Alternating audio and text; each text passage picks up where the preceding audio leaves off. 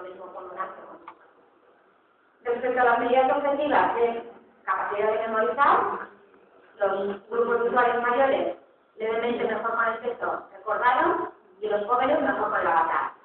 Entonces nuestra conclusión aquí, y esto sí que es bastante subjetivo, es que el avatar ayuda a que el usuario está acostumbrado a ello. Como entendemos que los jóvenes están más acostumbrados a jugar a los videojuegos como personas virtuales, pues pensamos que igual en las personas mayores realmente les distrae un poco el tema del avatar y por eso dieron mejores resultados con el texto. Y a la hora de reconocer, pues los mayores, principalmente las de francesa, y los jóvenes en general, parece que sí se pudieron reconocer. Y respecto a las medidas objetivas, a los mayores les gustó más la interfaz de audio y texto, y a los jóvenes, a nivel de buscar a la hora de entretener, avatar, y como fácil, a todos les parece más fácil audio y texto. Es decir, todos yo creo que percibieron un poco que el avatar en estos casos se puede distraer. A nivel subjetivo, luego aquí, por ejemplo, a nivel objetivo sí que recordar una forma de avatar. Y preferencia, pues en ambos casos, la nota es aprobada.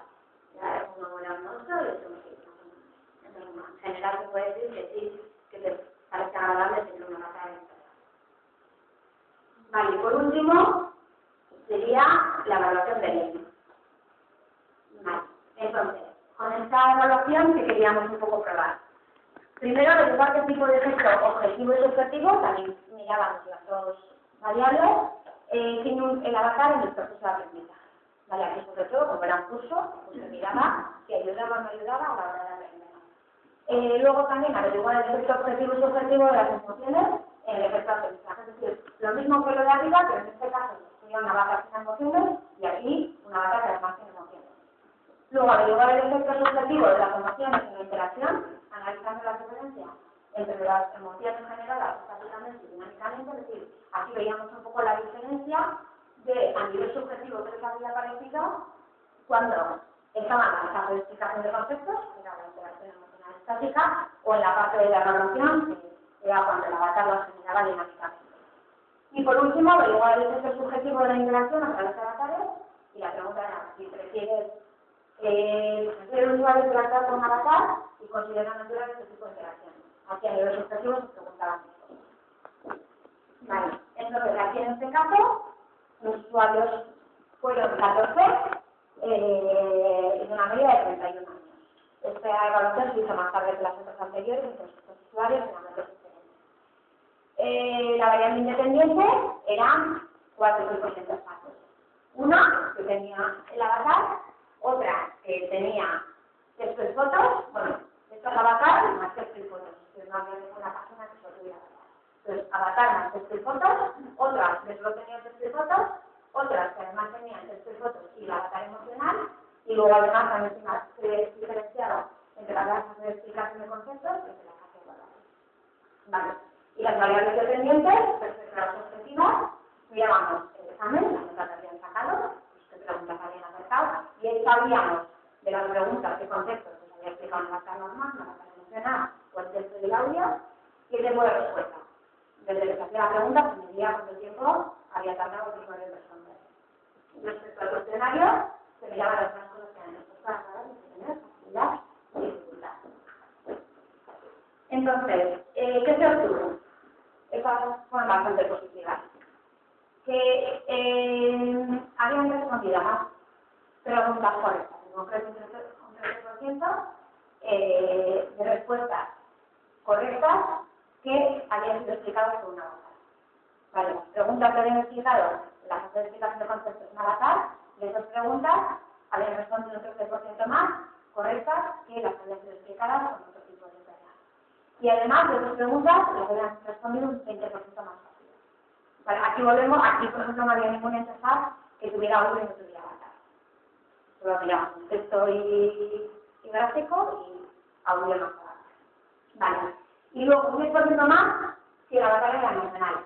Pero este 10% es dentro de las preguntas del 10%, no en todas. Vale, dentro de todas las preguntas acertadas con el avatar, un 10% más correctas cuando el avatar era emocional. Entonces, bueno, pues sí que bueno, fueron bastante positivas a nivel objetivo. A nivel subjetivo, Aquí, pues, el avatar fue mucho mejor evaluado a nivel de buscar, pues 7,5,6. Aquí, por ejemplo, esta conclusión retenida 7,33 contra 4,87, que está extendida, pues en general, y que a nivel subjetivo, estos usuarios valoraron mejor las páginas con avatar que las páginas sin avatar. Y luego, a nivel ya de diferenciar la interacción emocional estática de la parte de explicación de la interacción emocional dinámica de la parte de evaluación, se preguntaban, y bueno, prácticamente dieron los mismos resultados. Alrededor de 2007 y 2008.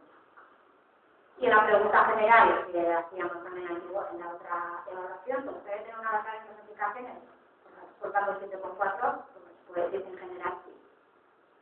Vale, entonces un poco como resultados, con esto relacionábamos, respecto a las medidas objetivas. El avatar en proceso de aprendizaje, como os comentaba, un 13% más. La conclusión final, que el avatar no solo no interprete, sino que ayuda a retener los conceptos explicados, al menos a corto plazo. Porque esto también hubiera sido interesante, pero no hubo posibilidad de hacerlo, a sus mismos usuarios, a veces hecho al día siguiente, el mismo examen, y haber visto que realmente esto a largo plazo sigue funcionando de esta forma. Porque las evaluaciones que nos en el momento. Respecto a las emociones en el proceso de aprendizaje, pues sí que dentro de estas, pues eran un 10% más cuando la avatar lo había explicado de forma emocional.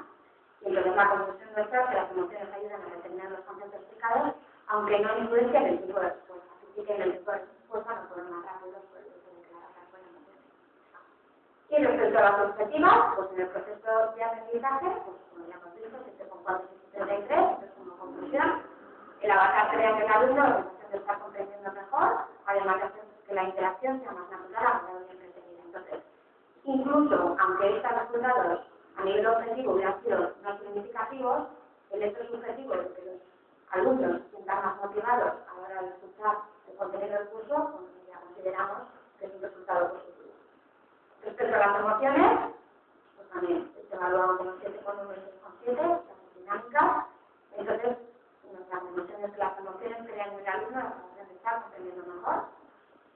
Respecto a la interacción emocional estática y dinámica, las emociones de la interacción emocional estática las percibieron como más agradables.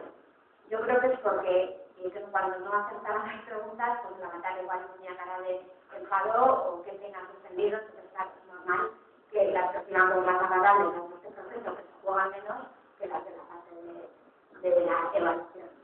Y con respecto a la referencia, debido a la varianza en estas respuestas, aunque de media hay una clara referencia, recomendable que la utilización de avatares sea configurable. Bueno, nuestra conclusión fue esta, porque aunque la varianza era que entre las respuestas, el que le gustaba lo usaba mucho, le ponía un 10, y el que no le gustaba le ponía un 0. Con lo cual no es que más o menos todos estuvieran alrededor de 8. Entonces, por lo menos tener la opción de poder elegir o no, pues por ejemplo el caso de tener escucha a tu tutor y por eso el usuario lo pueda elegir, bueno, pues hace que igual se adapte mejor a la gran mayoría de alumnos.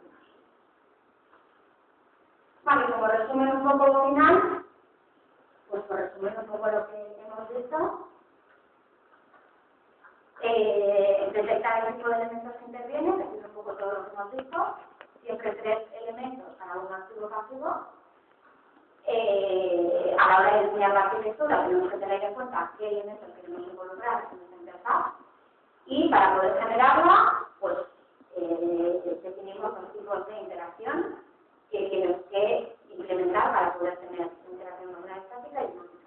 Respecto a la estática, definir los estándares, el lenguaje de marcas, definir las herramientas para que un usuario no experto pueda configurar la animación y la apariencia del avatar, generar el intérprete y integrarlo en la arquitectura. Y respecto a la dinámica, decidir qué modelo emocional quieres, implementarlo e integrarlo. Y respecto al desarrollo de las emociones, o sea, de las herramientas para expresar emociones, hemos visto que diseñar modelos, elegir tu estándar para almacenarlo, elegir la técnica que habitualmente suele ser la de Mosby y luego integrarlo en la arquitectura. Y por último, bueno, pues es importante también las arquitecturas, sobre todo cuando tratamos aspectos de interacción, nosotros sabemos interfaces para usuarios, pues que esos usuarios los puedan validar cuando hay oportunidad, tener usuarios reales para involucrarlos en el proceso de diseño y tú luego poder, en base a esas evaluaciones, ajustar realmente a sus necesidades pues, mientras haces el diseño. Y con esto ya acabamos. Si tenéis alguna pregunta o algo que queréis comentar.